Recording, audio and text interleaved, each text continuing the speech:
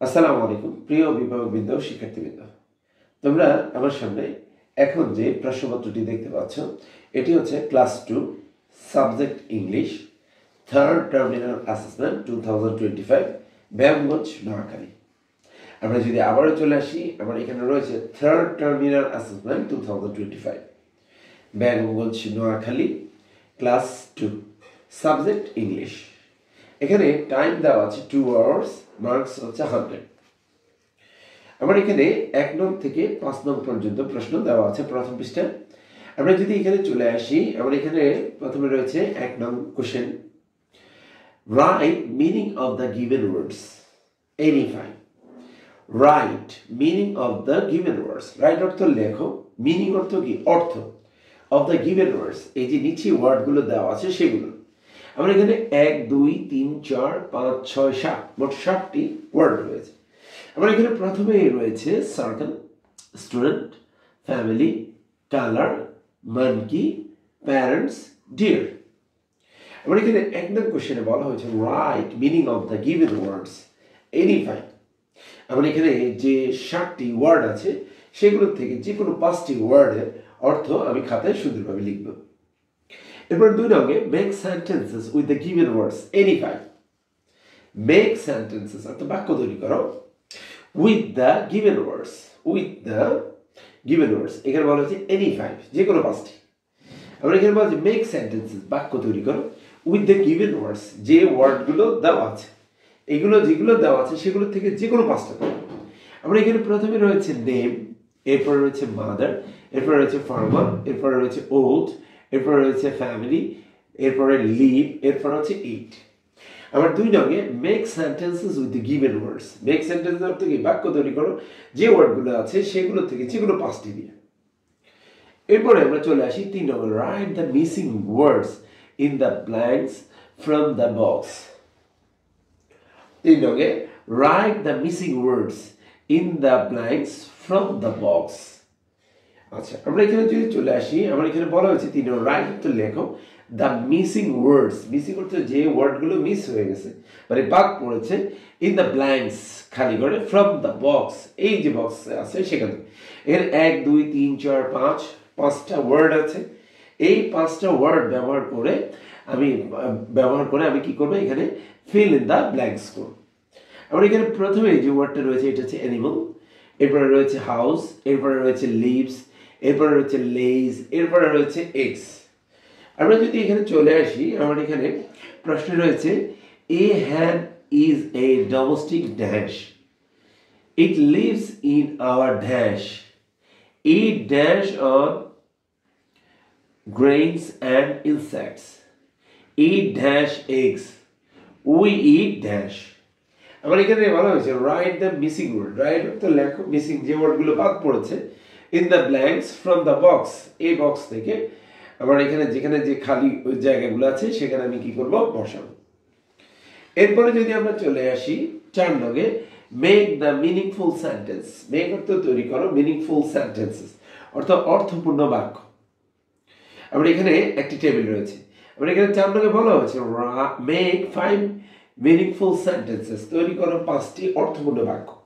আমরা এখানে যে টেবিলটি আছে এবং টেবিলটির যে অংশগুলো আছে সেগুলো আমরা ব্যবহার করে কি করব 5টি মিনিংফুল সেন্টেন্স তৈরি করব। আমরা এখানে প্রথম যে কলামে সেখানে রয়েছে এ ডগ, এরপরে a cow, a monkey, a parrot, a crow. এরপরে দ্বিতীয় বক্সটি যেটা আছে সেখানে রয়েছে ইটস। এরপরে যদি আমরা চলে আসি তৃতীয় যে বক্সটা কলামটাতে আছে meat, fruits, grains, fruit, nuts, etc., grain, insects, etc. আমরা এখানে যদি আমরা চলে আসি এখানে প্রথমে রয়েছে এ ডগ, তাহলে আমরা এখানে 1 2 3 4 5 যে 5টা আমার সেন্টেন্সের অংশ আছে, বাক্যাংশগুলো আছে সেগুলো থেকে যে কোনো একটি নিব। এরপর এখান থেকে ইটস নিব প্রতিবার। এরপর এখানে 1 2 3 4 5 যে 5টি অংশ আছে সেখান থেকে যে কোনো একটি অংশ নিয়ে আমি কি করব মিনিংফুল বাক্য করব। আমরা যদি একেবারে শুরুতে প্রথমে রয়েছে এ ডগ, এরপর আমরা নিতে পারি ইটস খায়, এখানে আছে meat, fruits, grains, fruits and nuts, grain, insects. তাহলে কুকুর খায় কি মিট গোস্ত, এখানে সে ফ্রুট খায় না, গ্রেনস খায় না, ফ্রুটস অ্যান্ড নাটস খায় না, গ্রেনস অ্যান্ড ইনসেক্টস খায় না, তাহলে কুকুর খায় কি গোস্ত। তাহলে আমি এ ডগ ইটস মিট, এটা হচ্ছে আমার মিনিংফুল বাক্য। এরপর আমরা চলে আসি 5 নঙে বলা হয়েছে রাইট ট্রু অর ফলস। আমার 5 নঙে বলা হয়েছে রাইট লেখো ট্রু অর ফলস, সত্য অথবা মিথ্যা। আমার এখানে এ বি সি ডি ই মোট 5টি বাক্য রয়েছে।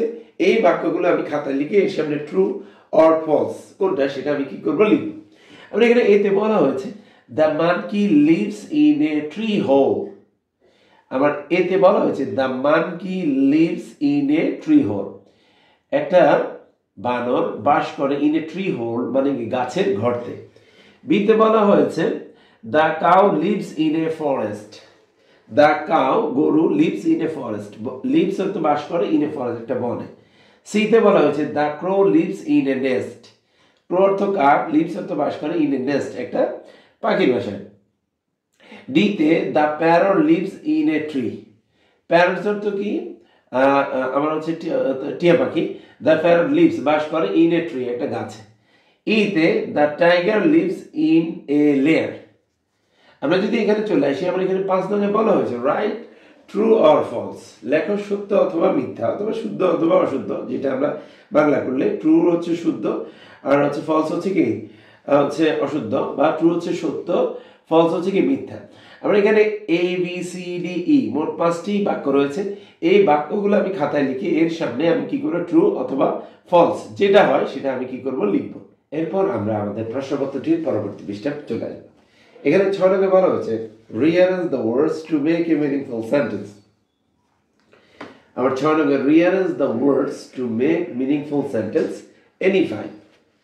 এখানে 6 নঙে বলা হয়েছে rearrange অর্থ কি পুনরায় অ্যারেঞ্জ করে লেখো the words বাক্যগুলো to make তৈরি করার জন্য meaningful sentence অর্থপূর্ণ বাক্য। আমরা এখানে A B C D E F G মোট এ থেকে জি পর্যন্ত 7টি বাক্য রয়েছে বা সেন্টেন্স রয়েছে। এই সেন্টেন্সগুলোকে আমি কি করব রিঅ্যারেঞ্জ করে লিখব যাতে সেটা কি হয় মিনিংফুল সেন্টেন্স হয়। আমরা এখানে এতে রয়েছে এম এ আই স্টুডেন্ট, এটাকে যদি আমি সাজিয়ে লিখি আমার হবে আই এম এ স্টুডেন্ট। বিতে 7 এম, তারপরে রয়েছে 7 ওল্ড ইয়ার্স, তারপরে রয়েছে আই। সিতে রয়েছে ইজ মিতা হু। ডিতে রয়েছে প্লে আই টু লাভ। ইতে রয়েছে গো সে আই। এফতে রয়েছে লুক মি অ্যাট। এরপরে জিতে রয়েছে নেম ইউর হোয়াটস প্রশ্নবোধক চিহ্ন। আমার এখানে 6 নঙে বলছে রিঅ্যারেঞ্জ দ্য ওয়ার্ডস। আমার রিঅ্যারেঞ্জ করো ওয়ার্ডসগুলো টু মেক তৈরি করার জন্য মিনিংফুল সেন্টেন্স অর্থপূর্ণ বাক্য। আমার এ থেকে জি পর্যন্ত যে 7টি ওয়ার্ড রয়েছে এই 7টি বাক্যগুলোতে আমি যে ওয়ার্ডগুলো আছে সেগুলোতে আমি সাজিয়ে কি করব রিঅ্যারেঞ্জ করে মিনিংফুল সেন্টেন্স লিখব। এরপর আমরা 7 নঙে চলে আসি। 7 নঙে বলা হয়েছে write the names of the 5 colours. Right অর্থ লেখো, দ্য নেমস অর্থ নাম, অফ 5 কালার্স 5টা রঙের নাম লেখো। এরপরে 8 নঙে চলে আসি। আমরা 8 নঙে বলা হয়েছে answer the following question in short any 4। আমরা এখানে বলা হয়েছে 5 নঙে answer the following question. Answer মানে উত্তর, দ্য ফলোইং করতে কি নিচের কোশ্চেনগুলো, হ্যাঁ, ইন শর্ট সংক্ষেপে, এনি 4 যে কোনো কয়টি 4টি। এখানে A B C D E F মোট 6টি প্রশ্ন রয়েছে। এর থেকে আমি কি করব 4টি প্রশ্নের উত্তর দিই। এখানে আমার এতে রয়েছে which sign tells a colour to stop. এতে হুইচ সাইন কোন চিহ্ন বা প্রতীক টেলস বলে এ কার টু স্টপ একটা কারকে থামার জন্য। বিতে হু ইজ মিতা। বিতে হু ইজ মিতা কে হয় মিতা। সিতে হচ্ছে what does Mita's father do. সিতে হোয়াট ডাজ মিতাস ফাদার মিতার বাবা কি করে। ডিতে হাউ ওল্ড ইজ মিতা। ডিতে হাউ কত বয়স, ইজ মিতা মিতার কত বয়স কত। ইতে what does the cow give us. ইতে what does the cow give us গরু আমাদেরকে কি দেয়। এতে what is your mother. What is your mother. আমার এখানে 8 নঙে মোট 6টি প্রশ্ন রয়েছে। এই 6টি প্রশ্ন থেকে আমি যে কোনো 4টি প্রশ্নের কি করব উত্তর দেব। এরপরে 9 নঙে রাইট 5 সেন্টেন্স অ্যাবাউট ইউরসেলফ। 9 নঙে রাইট অর্থ লেখো 5 সেন্টেন্স 5টি বাক্য অ্যাবাউট ইউরসেলফ। আমার এখানে ইউরসেলফ আছে তাহলে আমাকে লিখতে হবে মাইসেলফ। ইউরসেলফ মানে তোমার সম্পর্কে, ইউর সেলফ, তোমার সম্পর্কে 5 বাক্য লিখতে বলছে। তাহলে তখন আমি যখন লিখবো তখন আমার হয়ে যাবে কি মাই সেলফ।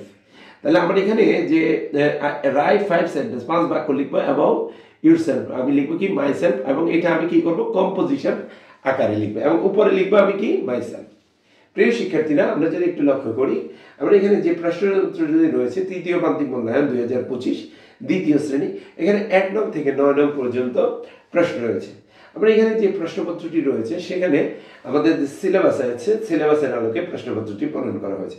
এখানে যে বিষয়বস্তুগুলোর উপর গুরুত্ব আরোপ করে প্রশ্ন প্রণয়ন করা হয়েছে সেগুলোকে আমরা মাথায় রেখে আমাদের সামনে যে পরীক্ষাগুলো অনুষ্ঠিত হবে সেগুলোতে আমরা প্রস্তুতি গ্রহণ করবো। সবাইকে ধন্যবাদ জানিয়ে আমাদের আজকের ক্লাসটি এখানেই শেষ করছি। আসসালামু আলাইকুম।